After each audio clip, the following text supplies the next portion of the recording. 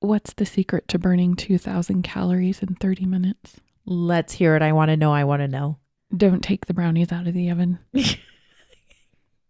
Hungry Squared,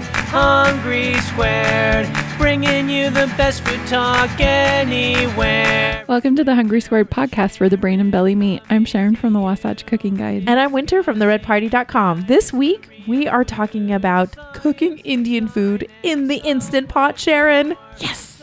I'm excited, actually. Are you sure? Yes, okay, I am. Okay, let's talk about it. Hungry Squared, yeah, Hungry Squared. Winter, how's your week? Been good-ish. It's been goodish. Goodish. Well, it's better than badish. It is. It's better than okay. There's levels, right? There is levels. Are levels. There are levels. Oh my gosh. It's late, you guys. I know. It's late. We're sorry. Some days, it's just not awesome. So anyway, how has your week been? It's been good. I meal planned this week and I'm very proud of myself. Strong work. For getting back into the game.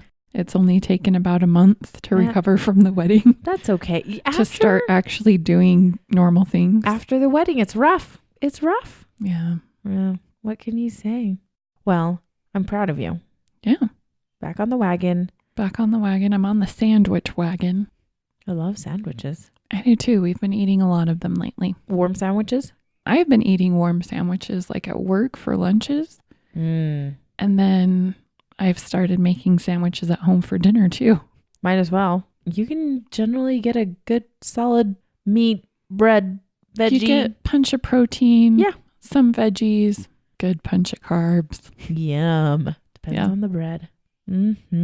We've had a lot of sandwiches too now that you say that. We've purchased much bread lately and we have not gotten through it. So it goes stale. It's a little sad. Like rye. We never have rye bread, but we got some rye bread recently. I love rye bread. Yeah. The marbled rye. Oh, the Russian rye is my favorite. That's good stuff right there. Well, cool. Sharon, do you have a food nerd shout out for this week? I do. You do?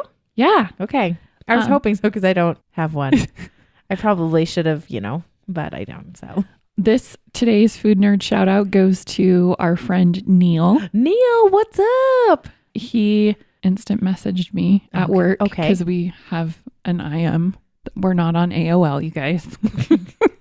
It's not like Food Girls 25 or something like that. Not that kind of IM. Yeah. No, it's not like that. So he IM'd me at work to tell us that... Well, there's probably work-related stuff, right? Well, yeah. Okay. But he started off with saying that our hot dog conversation from last week, from the vending machine episode... Which was a fun episode, I just want to point out. I really enjoyed that one. Was his most favorite yet. He said he was cracking up about the hot dogs.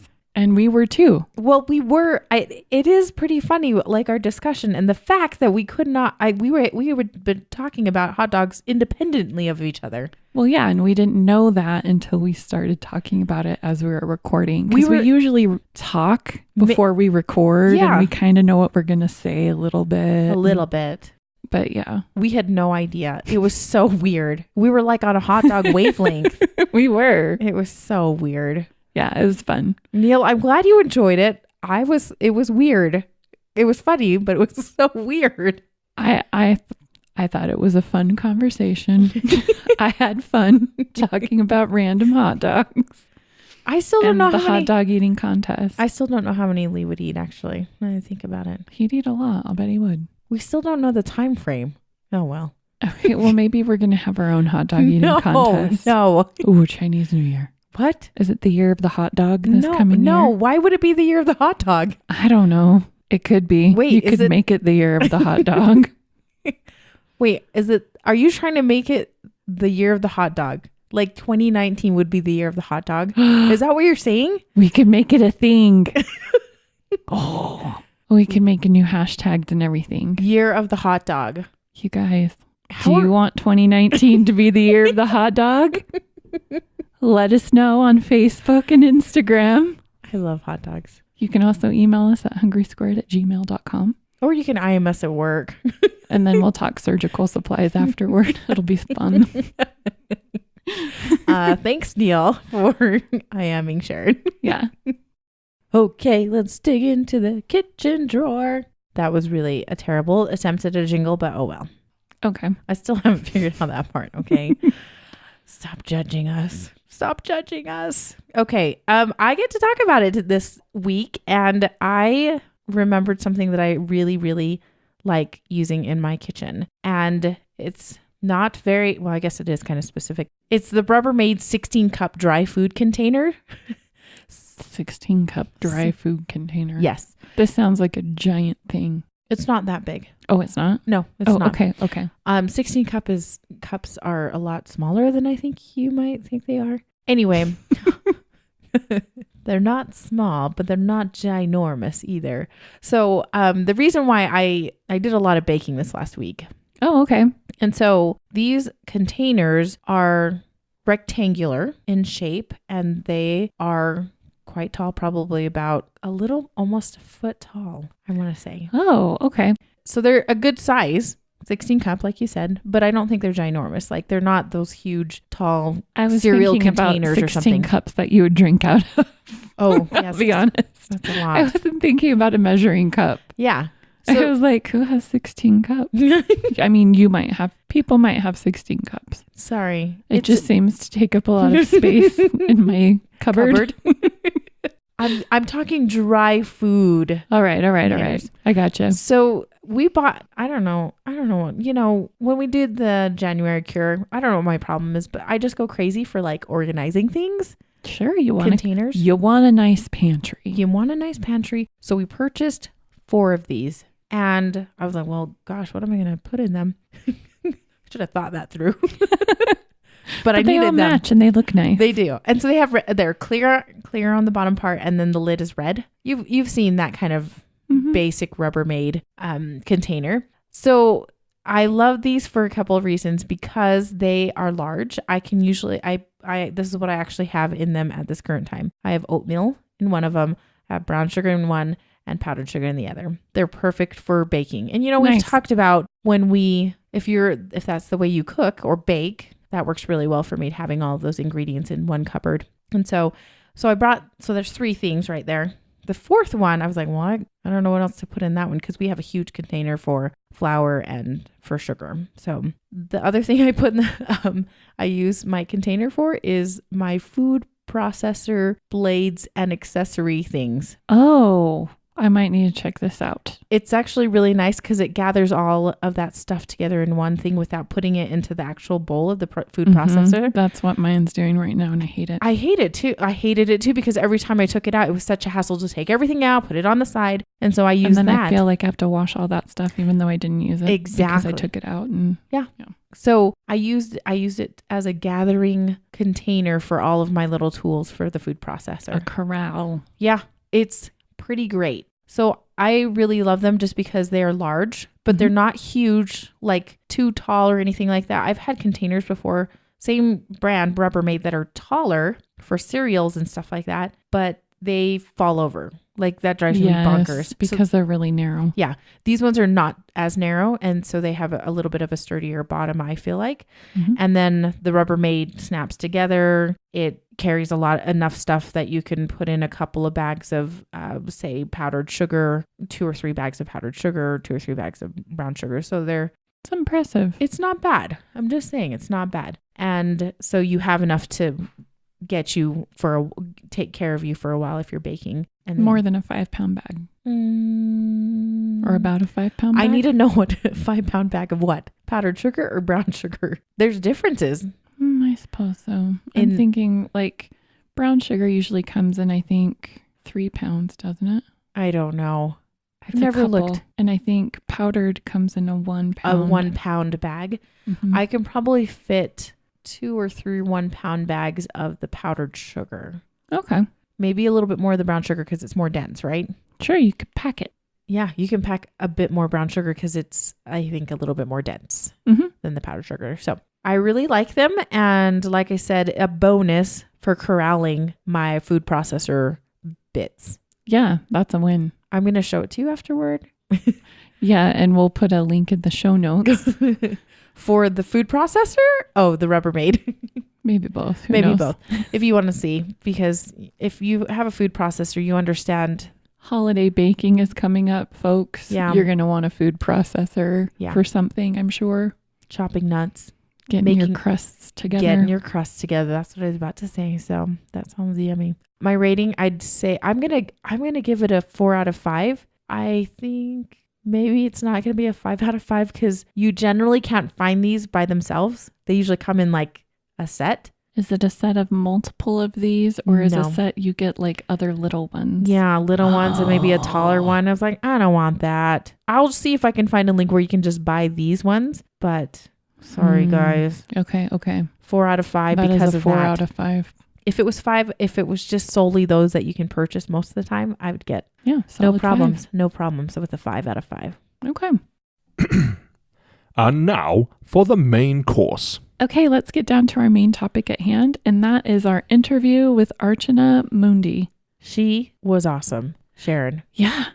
So we met Archana a few months ago, actually, and at a conference, and she was so delightful, and she was like all about the Instant Pot and all about Indian food and just making it super approachable. And so we are really excited about this interview because she kind of goes into a little bit of that and some things that would help you set up kind of some basics for if you were trying to cook a little bit more Indian food in your home. So Archana was born and raised in Western India. She is a software engineer turned recipe developer, cooking instructor, and food blogger. She's the editor of ministryofcurry.com. And she's also the founder of Ministry of Curry, which is a blog that's focused on making cooking international cuisine easy and approachable for everyone. And as a former software engineer, Archana uses her talents for development and precision to craft and perfect her recipes, updating classics with modern, innovative, and foolproof cooking techniques. She's so fun to talk to and she's so knowledgeable. Yeah. And it was fun to realize that she has kind of a cool partnership with Instant Pot. Yeah, they endorse her cookbook. Yeah. And it's coming out on October 16th. Yes. So enjoy the interview. We are so excited to have Archana on. She is the author of the Essential Indian Instant Pot Cookbook. You guys, I love the Instant Pot, as you know. Sharon still hasn't bought into it, everybody. I just want to point that out. But we met Archana at the Everything Food Conference, and I don't know, we just hit it off, and it was a delight to hang out with her and be with her. She actually once was a software engineer. We're going to get a little bit more into her story, but basically she's now a recipe developer, a cooking instructor, and a food blogger, and she runs a blog called The Ministry of Curry. I mean, like that sounds super legit to me. And if you've ever gone to her Instagram, which is legit. Yes, it totally is legit. I love it.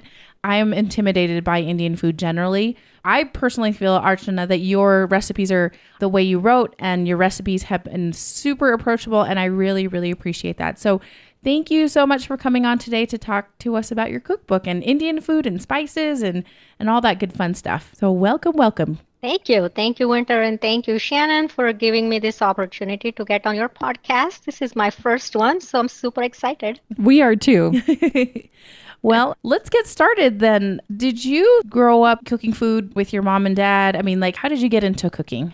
So, no, I did not grow up cooking in my mom's kitchen or even helping my mom. I was a very nerdy child growing up. I became a software engineer and I worked in the IT industry for almost 19 years.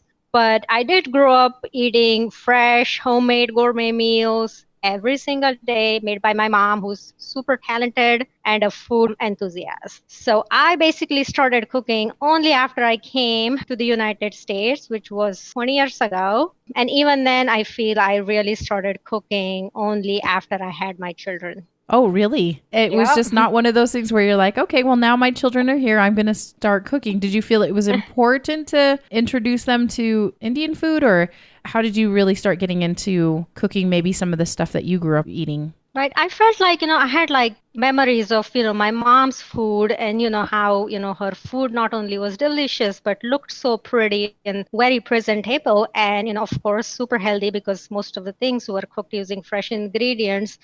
And I, slowly started cooking. I also, in the meantime, met my now husband who did not cook. So one of us had to step up and start cooking. And that just happened to be me. But, once I had my children, I realized it was more important that, they have similar memories and eat healthy food growing up. And that's when I really started cooking several times a week. And before I knew, I was actually enjoying cooking. I was constantly talking to my mom. The question we always asked was, Mom, what's for dinner? And now my children always will ask me, Mom, what's for dinner? So I love it. Archana, you were born and raised in Western India. Is your mom still there? My mom is still in India, yes. Okay, so you do keep in touch with her and she helps you out. Keep in touch with her, yes. Yeah. That's great. I mean, thanks to, all the new technology, FaceTime and, all the free calls, it's gotten only easier. I get to talk to her pretty much every day, see her through FaceTime every day. So it's been awesome. That's great. And then she visits me every other year, and the year that she doesn't come, I usually go and visit her in India. So it's been pretty cool. That's great.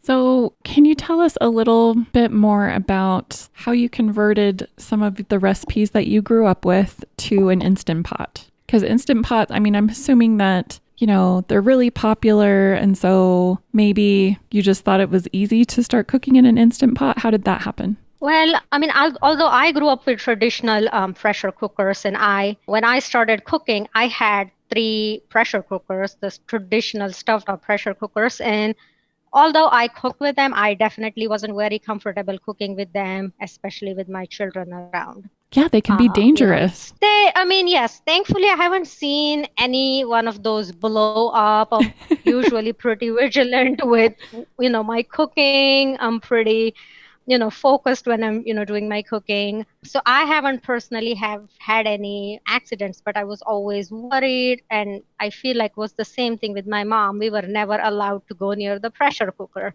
She would always give us the task of counting the number of whistles. But once we were done counting, we always had to go fetch her, and she would either turn off or do what she had to do. Wow, I think that's so funny that you have this memory of how maybe unsafe they are. Yes. Traditional pressure cookers are. So when did you start Ministry of Curry? So I started Ministry of Curry in early 2016. And I honestly started it just as a place to preserve my family recipes that I can share easily with my extended family and friends. It wasn't until early 2017 when I decided to follow my passion for cooking and blogging and also to teaching my cooking classes full time that I'm completely focused full time on to Ministry of Curry. That is awesome. And yet you started in 2016 and not even 2 years later, you have a book deal. Yes. That is it's like the official Instant Pot, Essential Indian Instant Pot cookbook. It's really quite awesome. Yes. Once I quit my job in 2017, I felt like just the way I am, I always need a project to work on. And, I just had to give something, a task or, something that I looked forward to. And I thought, why don't I consider writing a cookbook? And that's how it all started. Did you approach Instant Pot, or did they just notice you from what you had been doing already? Yes, they probably noticed me. It's really like their marketing person is amazing. She's the one who actually reached out to me several times, including, telling me that, hey, you should write a cookbook.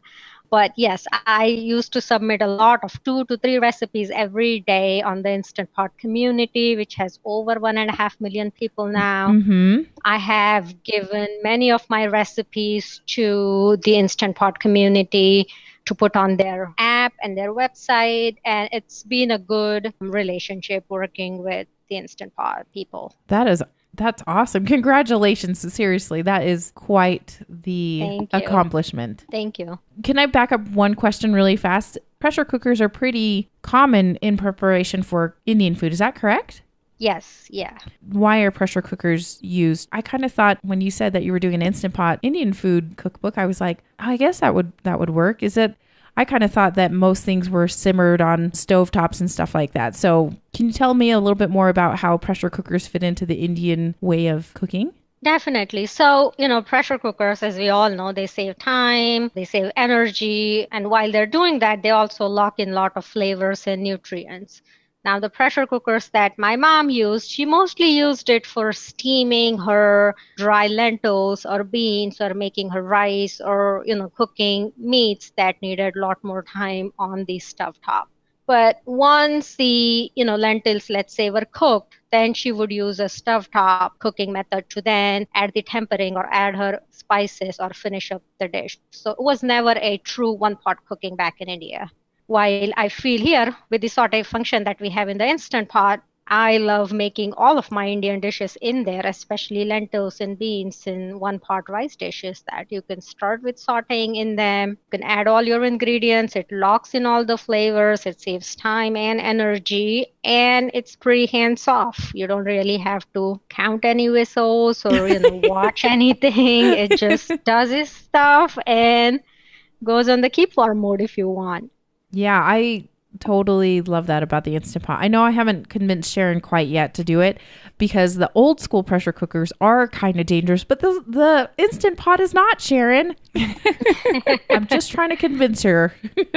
So when I was at EFC last year, my younger son, who was 11 then, actually cooked 4 meals while I was gone. See? My husband, who still does not cook, and my older son, who was then 14. And they use the Instant Pot. And they use the Instant Pot. Yes. Wow. See, Sharon, see? Well, if they can do it, I might be able to. I don't know. Okay, so you mentioned about the saute feature. So if you're not familiar, I'm just talking to our audience. If you're not familiar, the Instant Pot has a saute feature where you just turn it on and it warms it quite high, and you can go ahead and you brown your meat or warm up your spices or whatever it has, what you have to do before you start building pressure. Why do you think it's so important to do that sauteing at the very beginning of whatever dish you're making? So I feel, the saute function really makes one-pot cooking possible for Indian foods, because most of the traditional Indian cooking involves tempering of spices in hot oil, which we call tadka in Hindi. And so the saute feature works really great for roasting spices, which then releases the aromatics and also for the tempering. In many recipes that have shorter cooking time, the saute function can also help eliminate the raw taste of onions, ginger, and garlic, which are the base ingredients for most of the Indian recipes. And the other reason why I also like to use the saute function is once you've finished the pressure cooking cycle, you can use the saute function again to bring the dish to the right consistency. Although I just also have to add that there are a couple of recipes in the book that are cooked in a very untraditional way, which is literally a dump and ready recipe. And I add everything raw in there. There is no sauteing, and it works out great. I feel if a recipe has a longer pressure cooking time, then you can also get away with sauteing without the sauteing function. Okay. I now that you say that, I'm like, I actually don't use the saute function at the end as much, and I think I should, because sometimes I think some of my dishes turn out a little too watery. But that is a great point to make, is that you use it to boil stuff down. I mean, cook down your liquid. Yeah, exactly. Right. So then you get your flavors a little bit more intense, and so I mean, it's actually really handy. Sense. So thanks for reminding me that, because I'm like, I always have a problem with this thing. So. Right. Especially in the, pressure cookers where none of the water really evaporates. It really retains all the water, and plus all the liquids from the food as it cooks also comes out. So your dish would end up a little bit watery. Yeah. And so the saute function is great again to just evaporate all that excess liquids. So can you tell us about some of the changes that you made from traditional pressure cooking to Instant Pot pressure cooking? Was that a major switch for you, or was it just exciting that everything was faster? I actually was super excited when I first started using Instant Pot, just, based on all the built-in functions it has and the many safety features it has. I feel like Instant Pot literally took pressure off me when I was cooking in my kitchen with my younger children. And it really made mealtime a game changer for my family. I feel like I started cooking nutritious and more flavorful meals in less than an hour, because the way the Instant Pot is built in, there is usually no splattering on the stove top. So, the cleanup isn't as hard, and it's really, for the most part, just one pot to clean, which is also dishwasher safe. So it's been a great experience for me. It's so nice. I totally agree with you on that. Yes. And, before I had my Instant Pot, I had 3 pressure cookers, which I haven't touched or thought about for the last 3 years. So I don't think I'm going back to them ever. I don't think so either. Does your mom cook in an Instant Pot? My mom lives in a smaller town in India and they have quite fluctuations with electricity. And unfortunately, Instant Pot hasn't made an appliance or an Instant Pot that would work for the different wattages that are in India. Darn it. And once you take something from here and add the converters and all, you really lose all the warranty, and the electricity there literally fluctuates so much that it's probably going to go dead in a day. Bummer. But I keep following up with them and I hope they do make it one day. I feel so many people in India, older parents or, older relatives, younger generation that's so much busier these days. College kids, so many people can really benefit from the Instant Pot. So I really hope they come up with one for India. Instant Pot, I hope you're listening to this because that's a really good idea. Now, you obviously converted some of your family recipes to the Instant Pot. So I know you talked to your mom a lot. What were some of your tips on how to do that? Was it difficult? It actually wasn't too difficult. Once you sort of set your expectations of what dishes will work in a pressure cooker, it is not hard. More than 50 recipes in my book are adaptations of my family recipes that I grew up eating. And the cookbook has a pretty detailed section on how to convert your favorite recipes to work for the Instant Pot. Oh, well, okay. Well, then can you give us a couple of tips on how people would convert that with little experience with the Instant Pot or pressure cooking in general? Definitely. I feel I have a couple of tips. First is set realistic expectations. Not every recipe can be converted to an Instant Pot recipe. Oh. In general, stovetop recipes like soups, stews, or curries, rice that require liquids can be easily adapted to the Instant Pot. Right. The second thing to remember is that there is no evaporation during pressure cooking. So if you're cooking with ingredients like vegetables or chicken or meat, it is going to release a lot of water during pressure cooking. So you have to reduce the amount of water that your stovetop recipe calls for by half or even 1/4 in many recipes. If you are decreasing it by half, sometimes they usually say about a cup of liquid to even just get the pressure up, right? In the Instant Pot. So you would just cut back on some of that liquid, like if you were cooking some chicken, because obviously the chicken's got some water in it. Exactly. Yeah. Okay. I mean, I, in fact, have some recipes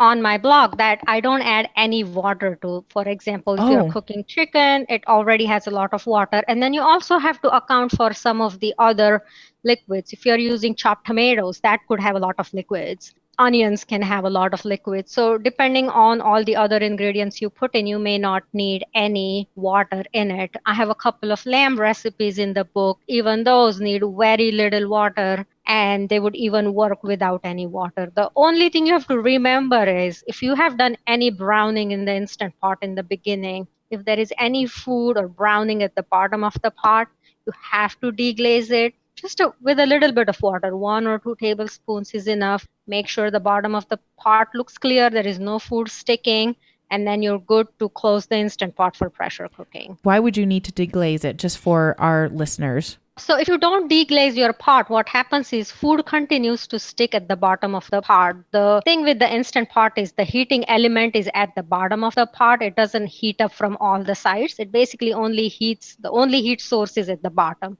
So if the food starts to stick at the bottom and you start pressure cooking, the heat is only going to make all that sticking get worse. And on the newer Instant Pots, actually very quickly you'll get a sign that says burn. Yeah, and you don't want that. Yeah, that's no fun. Right. Winter, have you had that before? I feel every time before I close the Instant Pot, whether I've browned my meats or my onions or, my spices, I always just make sure that the bottom of the pot looks clear. And if it's not, just add a tablespoon of water or broth or any liquid that is there in the recipe and just remove any browning that's there. So you just add a little bit of water and give it a good scrape then? That's it, yes. Okay. That's pretty simple. And for the record, Winter has not had the burn sign come up. I have not. Said. Thank you very much. Thank you very much. That is awesome. And, I have been using my Instant Pot for 3 years. Uh-huh. And I haven't gotten a burn yet Woo-hoo! either. So wow. I have had issues where the Instant Pot will not come to Me too. pressure. and something is wrong, and obviously something is burning, but I feel the older Instant Pots weren't as sensitive to burn, but the newer ones, like I hear from my readers all the time. Yeah. The newer ones are definitely more sensitive. Yeah. Wow. Or smarter.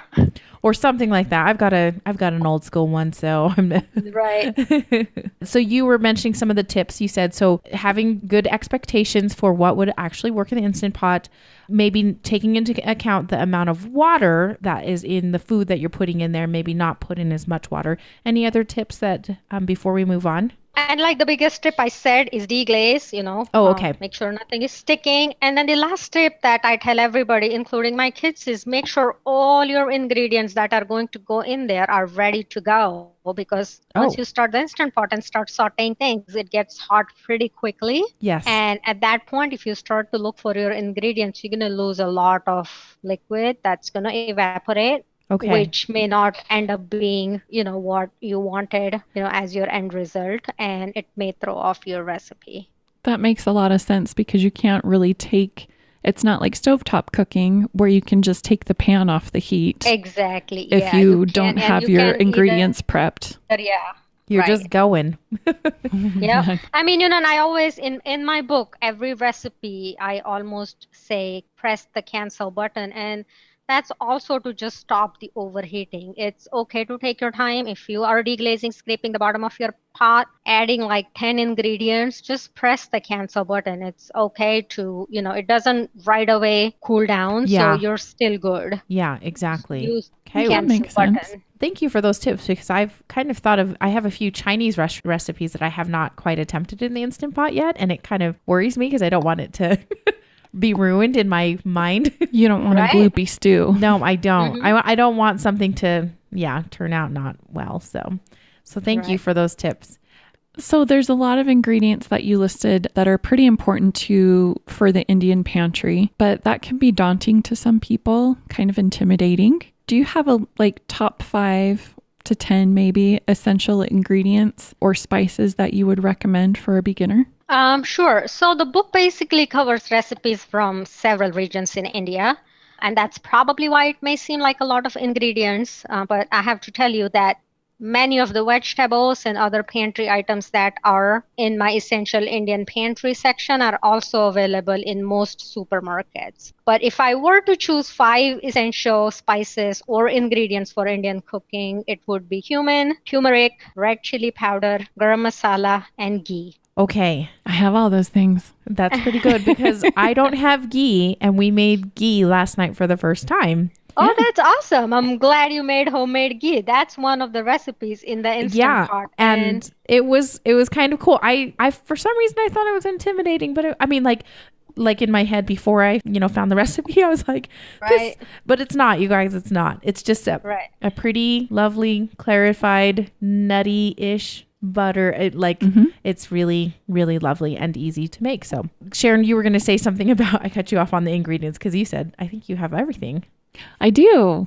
I even, for the first time, toasted my own spices and ground them over the weekend using your recipe for your garam masala. And so it turned out really good, but I felt that mine was because I always buy it at the store, and the stuff that I get at the store seems pretty cinnamon forward, like cinnamon heavy. And the stuff that I made seemed to be heavy on the cardamom, but it still tasted really good. I was a little bit worried because I was like, I don't know. But the curry that I ended up making was fantastic. So I'm really excited. And it made probably, I don't know, like a quarter of a cup or so. Right. Do you crush the pods and just use the seeds of your cardamom, or are you using the actual pod? I actually use the whole pods only because I find, 1, super annoying to take the seeds out of the pod. Yeah. And 2, I feel the pod itself is very aromatic. Mm-hmm. And once you toast it a little bit, allow it to cool down, it really crushes very easily in a spice blender. So it's just really out of convenience, and I feel it also adds a lot of flavor. Yeah, I found that cooling was kind of important because the first spice, so I toasted them all individually, and then I put them back in the little prep cups that I had. And instead, because Archana recommends putting them on a plate to cool completely. Oh, okay. Which is smart. How long are we talking cooling wise? I don't know, 10 minutes. I would cool them until they are like, when you touch them, they are, cold. They're cold. Okay. Because once you put in warm spices in the blender, they are going to steams up. Release all the, steam up, release all the moisture, and Gotcha. then it's not going to be a dry garam masala. It may have some moisture. It might be a paste. More than a paste, it would just be like a humid garam masala, and that would also reduce or lower its shelf life. Oh, right. Okay. Because it's releasing the oil and the steam as well. So you want it to kind of lock in. So I ended up redoing my cinnamon. Oh. But it was all right. It was a good learning experience. Yeah. Good job. That's impressive. So I'm like, Making homemade ghee and homemade garam masala, that really changes everything with Indian cooking. Those two ingredients I feel are so important to have a good quality ghee and a good quality garam masala. Yeah, I feel like that really elevates the game is when you use quality things and they're fresh. Yes. So your 5 top, those are very approachable, I feel like. You can make your own garam masala, or else you can actually purchase it, I would say most of the time, in your spice aisle at any grocery store, I want to say. Have you run into any issues purchasing it in other types of stores, like, grocery store, the Target? I mean, I feel everybody has it, Target, Walmart. Yeah. Amazon has it online, Whole Foods has it, Trader Joe's. I mean, I feel every store has a couple of brands of garam masala. Yeah, I don't think that was the case about 5 to 10 years ago. No, definitely not. But anymore, right. I mean, we can find it at our local Walmart here in Utah. And so I feel like if they have it, we're doing okay. Most places are going to have that. Right. Now, go ahead. I have been doing my cooking classes for 3 years now, and I have really toned down a lot of ingredients. If something is not 100% needed in the recipe, I take it down for several reasons. One, I don't have time to add a zillion ingredients or even to take it out. And 2, I just want to make it less intimidating for my clients. So I've had young college kids, teenagers, older people, people with all sorts of cooking experiences come to my classes. And, so far we haven't been at a point where people are like, okay, I'm never going to be able to make this because I can't seem to find this ingredient. I mean, everything I use pretty much is available. That's really not at your local store, at an Indian grocery store. And if it's not at an Indian grocery store, the book also covers some of the online resources. That's smart. What are some ingredients that, besides spices, that you find kind of often in Indian food that is nice to have on hand? I love fresh garlic. I love fresh ginger.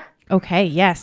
I feel those two things really can, especially fresh, that's not a store-bought paste, can really make a big difference in taste of the food. I also love fresh cilantro. Makes a good garnish in, most of the Indian dishes. I love to have the Indian green chilies on hand. And if I don't get hold of the smaller Indian green chilies, I would use either jalapenos or Thai chilies.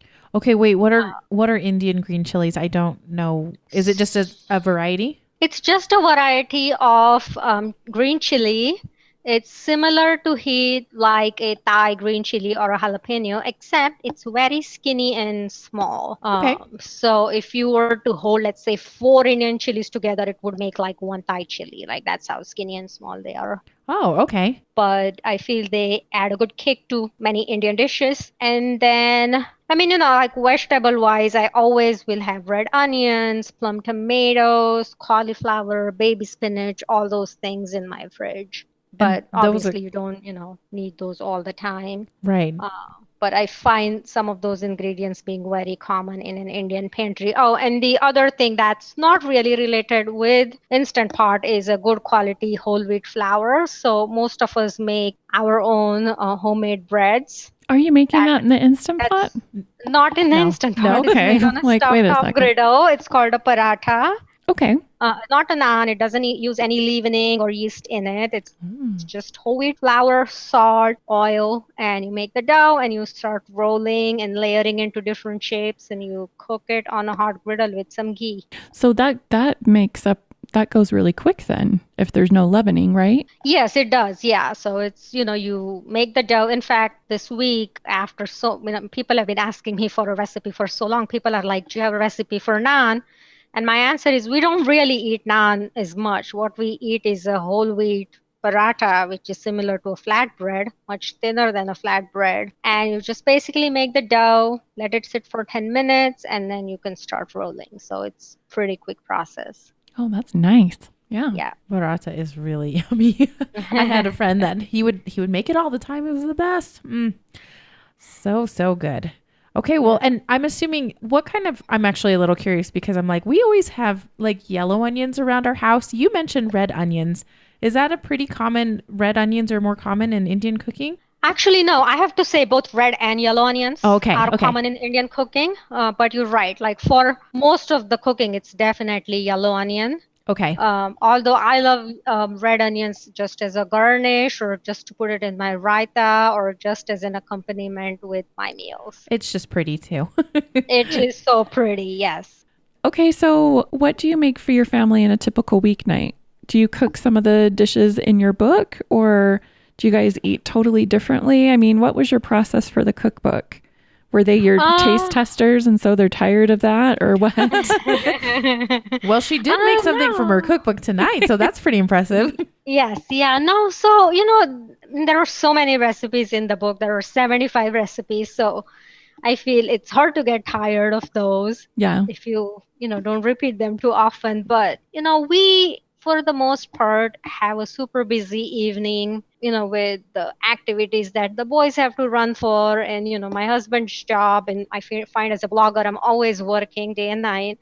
So I love to make one pot meal. So we eat a lot of soups, chilies, pulao, which is a rice dish, which is often paired with veggies, or chicken, biryani, which is the same thing. And, I'll usually pair it with a simple side dish, maybe sauteed veggies or a cooling raita, sometimes just plain yogurt, and maybe have some bread on the side. A few times a week, though, like today, I will make more traditional Indian meals. I'll make a hearty bean curry with brown rice, or I'll make a spinach dal, sauteed cauliflower and potatoes and rice. Oh, and I also love making fresh parathas. So a few times a week, I make it. My boys love it, and it makes a great pairing with lentils and curries. That sounds yummy. Can we come over? Yes. I'm cooking all the time. I'm cooking even when we are going out for dinner. I'm just basically cooking all the time. I feel the days when we have dinner plans is the best day to cook for me, because then I don't have to worry about putting an actual meal on the table. I can just take my time perfecting how to steam my beets in the Instant Pot. Yeah. Right. No pressure. Things like that. Yes. It is true. It's hard doing food blogging and like making sure that food is on the table at a certain time. Exactly. Yeah. I mean, sometimes the food is ready, but it's not been photographed, or it's not been, Mm-hmm. And then it gets cold and your family's not happy about it. Exactly. Yeah. So, and sometimes I feel it happened a lot when I was working on the recipes. I would be working 7, 8 recipes during the day, and then I just couldn't even eat my own food because, you've just been with all those spices and you just needed to get out. So I would just give all the food out to my neighbors and friends. And then we would go out and eat dinner, Yep. Have some Chinese food, or we have a great Korean restaurant in town. Oh, that's awesome. Have some ramen, have some Mexican food. Something different. Something different. Just, get out. Even if it's a salad, it's just, stepping out of the kitchen. That is awesome. Yep. The life of a food blogger. Just it's busy. It's really busy. So Archana, my husband and I, Lee, we made butter chicken from your cookbook, and it was delicious. Now, you did say something about it in the cookbook that this butter chicken is not generally a weeknight meal. It's more of a treat. And I didn't understand that because I feel like butter chicken is everywhere in Indian cuisine. Can you tell me a little bit what you mean by it was a treat? Sure. So, I didn't grow up eating butter chicken. That wasn't a dish my mom made for our weeknight meals. Butter chicken to me was when we traveled somewhere and stopped by at a roadside restaurant, maybe once or twice a year, is when we had butter chicken that was loaded with butter and heavy cream and was served with naan. So that to us was a treat. It just wasn't anything we grew up eating. My mom's chicken would be a lot more healthier, using just a little bit of ghee or oil and mostly fresh ingredients, but definitely she didn't cook with butter or cream. And you also use coconut cream, but I feel like there's different types of coconut cream. Is that the one that you use? So in this recipe, like I said, I just can't get myself, probably just the way I was brought up, to put half a cup of butter in my food or a cup of heavy cream in my food. So everything is, healthier version. So I like to cook my butter chicken with ghee and coconut cream. So coconut cream will come in variety of types. One of them is the sweetened coconut cream, which is what you don't want to use. Right. That's the one they use in making pina coladas and stuff. Mm-hmm. The coconut cream I use is usually the unsweetened coconut cream. Trader Joe's sells them in can, and it's just coconut cream. If you don't find coconut cream, you can always get a can of full-fat coconut milk, put it in the fridge for a couple of hours, and all the cream will rise to the top. You carefully open the can, you take out the cream, you can use the watery portion for cooking your chicken, and then once the butter chicken is cooked, you can stir in the cream just to finish the dish. Yeah, it was delicious. We had awesome dinner and then leftovers the next day. And I also want to say that the leftovers were so yummy. The next day I was like, this one, I'm taking this one. Don't hands off this one. Yeah, the flavors meld. With Indian food, the flavors definitely get better over time. The food always will taste better the next day. Yes. So double up your recipes. Yeah, that's basically, and there was plenty of room. I probably should have just doubled it. Oh, quick question. Yeah. When you do double a recipe, do you, like, if I want to do more chicken, then I don't have to necessarily increase all of the liquids, right? Because there's going to be plenty of liquid. You don't, not with the chicken. You don't have to necessarily increase the liquids. And you don't have to increase the pressure cooking time also. What will change is the time your Instant Pot takes to come to pressure. Right. That's the only thing that will change, because now you have more ingredients, more chicken in there. So it's going to take a little bit longer to heat up and build that steam. But it will still cook in the same pressure cooking time. And again, just for the butter chicken, you don't have to double your liquids. Yeah. It's a game changer, Sharon. I didn't know that. She's looking at me like, what?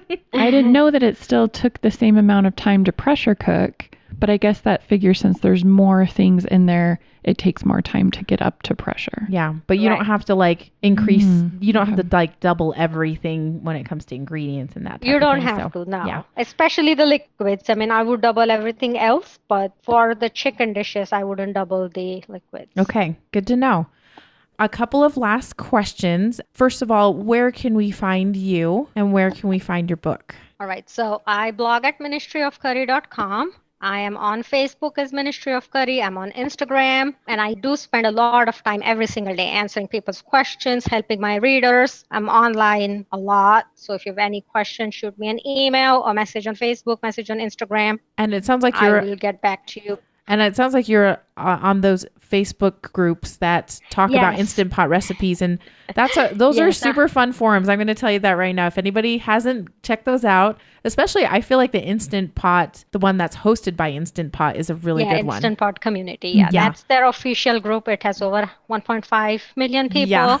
We have a few groups just for Indian Instant Pot cooking. Those are super awesome. Lots of talented bloggers there. So we are constantly sharing recipes, answering questions, helping people. So yeah, you can reach me out on any of those channels. And where can we find your cookbook? And when is it coming out, actually?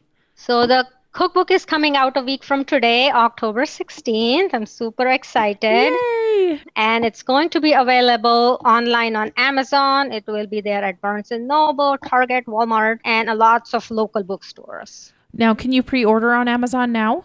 You can definitely pre-order on Amazon. It's already on sale, 30% off all the cookbooks. So you can order it and you should have it on the 16th. That's awesome. We were able to get a preview of the cookbooks, and thank you very much, Archana, for that. We were, like I said, we were able to cook from it, and it was I'm excited to get way more into it because like you said, there's 75 recipes. We just did the very tip of those recipes. And Sharon doesn't have an Instant Pot, so I think she needs to get an Instant Pot now. She needs to get one soon. We need to have a cooking date, Winter. Yeah, we do.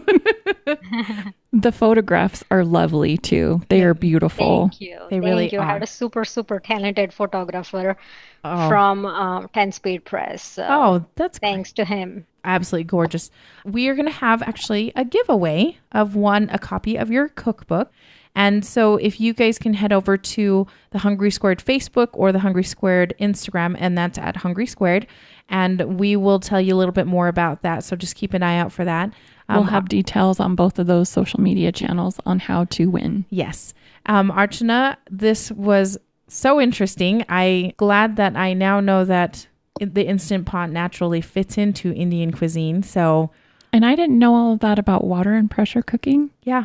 Sharon. I mean, science and common sense, I suppose, but I've learned a lot. Yeah. So maybe if I tried it, I wouldn't blow things up. You wouldn't blow things up, Sharon. There are many safety features, right, Archana? Many safety features. And I don't know anybody so far, out of the millions of users who've blown their Instant Pots. Yeah. So guys, it's pretty safe. It's pretty safe.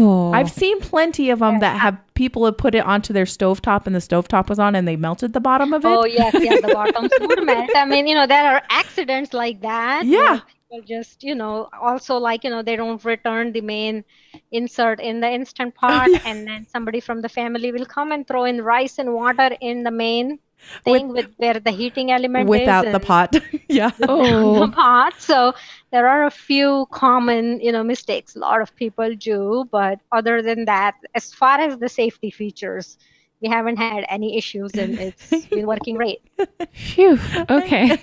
Like I said, my little kid, my little son who is now 12, could barely even see in the Instant Pot, and he would get on a stepping stool and the outside never gets heated up, so it's pretty safe. Obviously, like I would be with him, but I was never worried. I mean, I'm worried them touching the oven, going near the stove, but if it's the Instant Pot, I am not worried. Nice. Archana, thank you so very much. Everybody, once again, you can find Archana's book, The Essential Indian Instant Pot Cookbook. And it like I said, it is supported by Instant Pot themselves. They were very excited to partner with her. You can find that book on Amazon, Barnes & Noble, Target, Walmart. Just look around. You're going to find it. It's available October 16th, 2018. Congratulations, Archana. It really is so cool that you have a cookbook. Thank you, guys. I'm excited myself. And thank you so much for the interview today. And we will be in touch soon. Thank you, Winter and Shannon. It was good chatting with you guys. Thanks, Archana. You guys, what did you think of that interview? So good, huh? I am so excited to make more recipes now. Like so excited. So, because I feel like I'm not so intimidated now. Her kids use the Instant Pot. I know, right, Sharon? Her kids use the Instant Pot. Are they going to make one that's for canning? No. The pressure. Well, they might. I should not say, but I think they're trying to go more towards like being able to make food in it versus just canning, because you have to get the pressure up and stuff like that. Right. And the pressure with the Instant Pot does not get high enough to do that. So yeah, just saying. And with these newer generation Instant Pots, they are a lot more sensitive to burning and things like that. They're fancier. I don't have a fancy one, but mine works just fine. Anyway, you guys head over to Facebook and on Instagram as well, because we're going to be doing that giveaway for a copy of her cookbook. Once again, thank you, Archana, for your time, your interview today. It was awesome. Introducing interesting ingredients. That was pretty good and synced. Maybe not totally in tune, but whatevs. Okay. Is it you today? It is me. Okay, good, because I didn't prepare anything. What interesting ingredient would you like to talk about? Mayonnaise. So I know it's not interesting. Well, okay, we've talked about cheddar mayo. We have, right? We made the cheddar mayo, and that was good.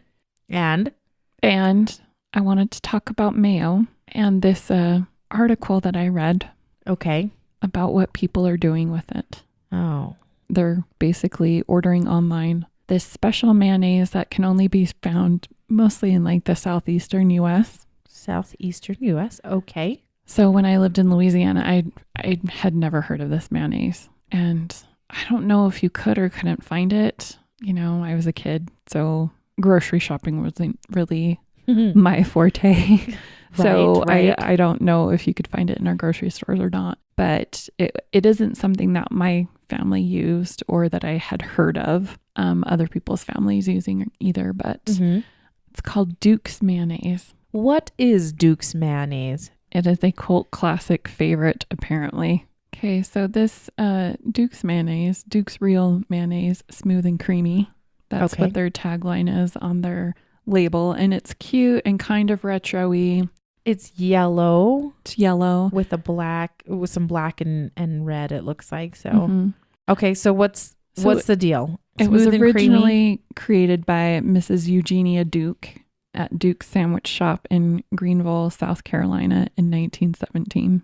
Okay. This has been around for forever. It's the third largest mayonnaise brand in the U.S., which I had no idea. So it's behind Hellmann's and Kraft. Okay. That's like Duke's is number 3. That's impressive. Yeah. And it's a cult favorite, apparently. Why? Because it's got there's no added sugar. It possibly contains more egg yolk than other mayonnaise products. And it gives it a kind of a tangier flavor. Interesting. So apparently the flavor is very distinct. So I would really like to try this. Apparently it is also available not only in the US, but in New Zealand, Australia, and in the Middle East. And last year they announced they were starting sales in Latin America. So it started off, she worked at Duke's Sandwich Shop. Okay. Their family sandwich shop. And then she sold these sandwiches made with her homemade mayonnaise. Okay. Then she started bottling and distributing it. It's crazy because it was so popular. Interesting. Like they were giving me a little swipe of extra mayo. Right. But that's still one of the popular uses for Duke's mayo. And I say popular in a you wouldn't think it's popular kind of way. I'm a little concerned now. In a type of sandwich, that's a PB and mayo. PB being peanut butter and mayo sandwich. What? Right? How much mayo are you putting on that? Equal parts. Okay, because I was a little horrified. So when you put a peanut butter sandwich together with a jelly, right? It's kind of equal parts. Ish. Maybe you are more inclined to the peanut butter, so you slather it on pretty thick. Yeah. It's also a thick slather of mayonnaise. So I've heard of people putting butter on their peanut butter and jelly sandwiches. I want to even say that it was one of your former roommates that did that, Sharon, and we maybe talked about it on this podcast. What did she do? She put butter on her before she made a peanut butter and jelly sandwich. Oh, no. What was it? It was me, because I had an ex-boyfriend that got mad when I didn't do that. Butter on a peanut butter and jelly sandwich. Yeah, so you had to butter the bread, then you had to put the peanut butter in the jelly. So... Yeah, he was a nut. He was a nutter. So we got in a fight over it one time when he was sick. I told the story on an old podcast. I can't episode. remember. I know I was like, it's somewhere in the back of my brain. I remember talking about this So I'm not saying that butter and mayo are not the same, but they're kind of the same type of condiment. Yes? Oily. I mean, oil, fat based. Sure. Same family, a similar family. Similar family. Well, but I mean... Well, I'm going to just say... Mayo's thick. I'm going to put it out there that I would never put that together anyway. The butter or the mayo. But I'm just saying that if that floats your boat, then why not? You're going to get some. You're going to get some and try some. I am. Okay. I am. Okay, you should bring it over and we'll try some because, we tried the peanut butter. I'm not going to try it. I can tell you that much right now. We tried the peanut butter pickle sandwich situation, remember? Right. And it was pretty good. It was a little different. Not my fave, but you might be surprised. What if that mayo creams up that peanut butter super creamy and rich? I know. What if it does? And what if you love it? Oh, I'm not sure if I'm going to. You might. You never know until you try. Okay. Yeah, there's a really cool article in Garden and Gun magazine. Because that's a thing. That's a magazine. It's a Southern one. It's a Southern I'll bet you anything. magazine. If you go to gardenandgun.com, they've got a good article under their food and drink section called A Forgotten Southern Sandwich. Read about it. I'm going to order some Duke's Mayo. Nice. We've got an Amazon order. I think we've got a cart. I'll just throw that in there and throw it in there. Throw it in there, and then we can have a sandwich. No, I don't know if you need to try it first and videotape it. I mean, put it on the Facebook Live. Oh, I might bring it over and we'll prep it and you got to do record it. You got to eat it first.